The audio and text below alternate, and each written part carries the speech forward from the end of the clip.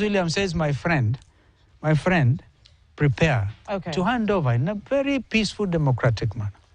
I am going to play the rest of that clip shortly. There is a powerful message Stephen Kalonzo Musyoka is sending President William Samoei Arap Ruto, and you can't miss to listen to that message.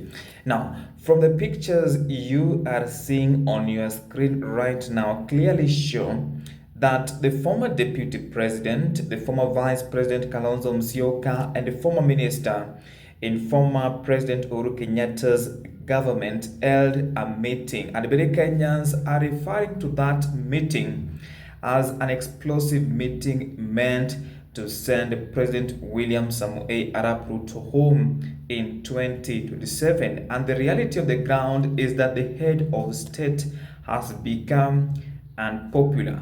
I want us to listen to this powerful message the former Vice President Kalonzo Musyoka is sending President William Samoei Arap Ruto. Speaking to the head of state, President William Ruto, do you have any word whatsoever for Ruto in just 30 seconds?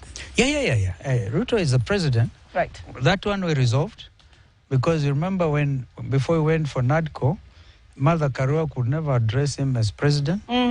Now, our principal Raila Odinga calls him president. So he's the president. Okay. But let him be a statesman. First of all, fix this mess in the Foreign Office. Fix it. Fix if you can, because it's your policy. You're going to have, I hear ODM are given some committees, I don't know what. That's what I'm saying. The whole thing depends on ODM to really fix this country. Yes. Don't be obsessed with the possibility of doing only one term. All right. Others have done it, and they're happy. President Goodluck Jonathan is a friend of mine. He did one term in Nigeria, okay? All right. The guy who has been thrown out by President Dumo in Botswana did one term. Other people are doing one term. Don't listen to sycophants who say they know how to manufacture presidents beyond 24 years. That time is long gone, my friend. All right. Yeah. And since William says, my friend, prepare to hand over in a very peaceful, democratic manner. Now that is a powerful message to President William Ruto. Prepare to hand over power in a peaceful manner.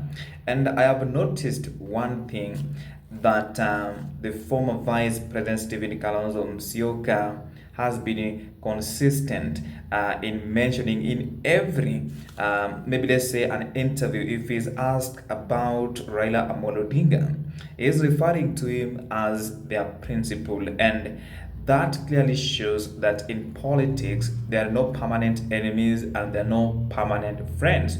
However, Stephen Kalonzo Musyoka is consistent on something that many Kenyans must understand. That is sending President William Ruto home in 2027. Now, before we proceed, in case this is your first time on the Sport Check YouTube channel, kindly support us by subscribing and turning on the notifications bell. If you are a returning subscriber, thank you so much for supporting this YouTube channel.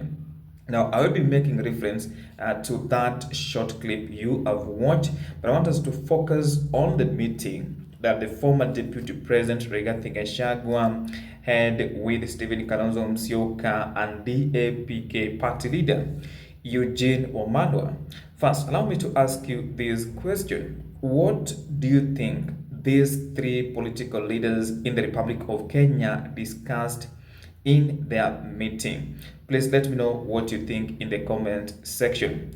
Now, I strongly feel they discussed the following. Number one, formation of a new political alliance ahead of 2027 elections. Why do I say this? I saw the presence of the former Deputy President Rigathi Gachagua during the launch of DAPK party headquarters here in Nairobi. I saw the presence of Stephen Kalonzo Musyoka, the Wiper party leader. He was present together with his political allies, and they, if you could read the mood in that particular launch, you could realize that these three gentlemen are up to something, and that is the formation of a new alliance, and it's a political alliance. Rigathi Gachagua has also mentioned before that is going to look for other friends in the country to make sure that they speak the same language.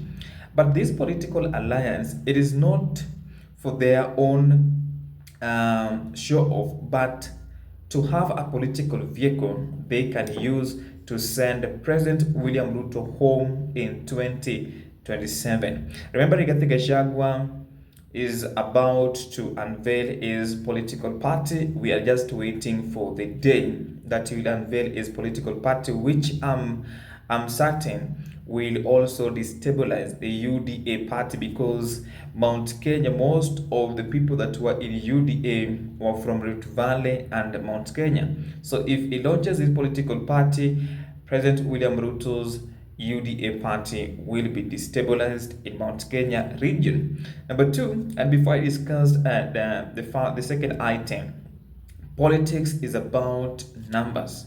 It's about a narrative, and it's about interest. And I'm going to discuss those 3 points differently. Let's start with numbers. Now, Mount Kenya, whether you don't like it or you like it, they have numbers. And Rigathi Gachagua is aware of those numbers. Another place that we all know in the Republic of Kenya that has good numbers is the Mulembe Nation. I know some people are disputing that, but they have numbers, and Rigathi Gachagua is aware, together with Stephen KALONZO Musyoka and Eugene WAMALWA.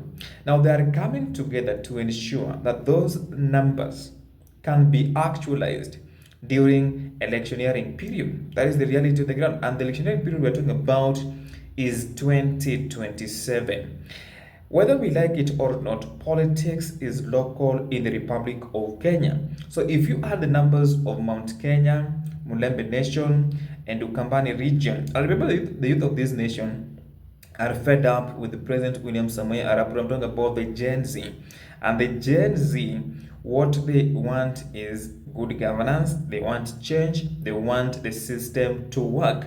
So if you add the numbers of Mount Kenya, Mulembe Nation, Ukambani region, and the Gen Z, and they're everywhere, I'm telling you, it will be difficult for President William Ruto to secure a second term in 2027. Now, the third item, narrative. Politics is about a narrative. William Ruto came up with a narrative in 2022 that was the Hustler Nation, and it propelled him to State House. I don't believe that he won. That is my honest opinion, and I'm entitled to it. But Rigathi Gachagua, KALONZO Musyoka can come up with a narrative that President William Ruto's government has failed Kenyans, and that is the reality on the ground. We have a problem with the education system. We have a problem with the health system. We have a problem with the affordable housing project. Just recently, Kenyans were shocked when CS Alice Ome said that the money that is being deducted, it is a tax that is helping the government to construct those houses, and therefore once you need that house, you will have to pay for it again. So it is just confusion, and many Kenyans are aware of that. Now we have the story to do with abduction. Abduction is painting a bad picture of President William Ruto's government in front of the eyes of Kenyans. Then we have the economy. The economy is not doing better. This is something that the head of state promised that they will change once they take over power from the former president of the Republic of Kenya, Uhuru Muigai Kenyatta. Then lastly, politics about interest. The interest of Rigathi Gachagua, KALONZO Musyoka, and Eugene WAMALWA is to make William Ruto a one-term president, and that is what they are out to achieve. I don't know what you think. You can let me know what you think in the comments section. Now, I promised myself that at the end of my videos, I will be carrying out civic education. This is what you need to do. You need to register as a voter as soon as possible. And the beauty of doing that, you can participate in two types of elections. One, general elections. Two, by-elections. Number two, you need to demonetize politics as soon as possible. The beauty of doing that, you can get an opportunity to elect leaders of high integrity, leaders who will not be tempted to participate in corruption, and this is the way they can do it. It is through the NGCDF. They can mismanage those funds, and they can also trade with the government in a very cunning way, whereby they don't follow the legal procedure. Then lastly, you need to vote for someone with a vision. Once you vote for someone with a vision, even the quality of policies they will be coming up with once they are elected, even the way they will be oversighting, they will be carrying out their oversight role in government, will be totally different from someone who lacks vision. That is just my opinion. I will see you in the next video.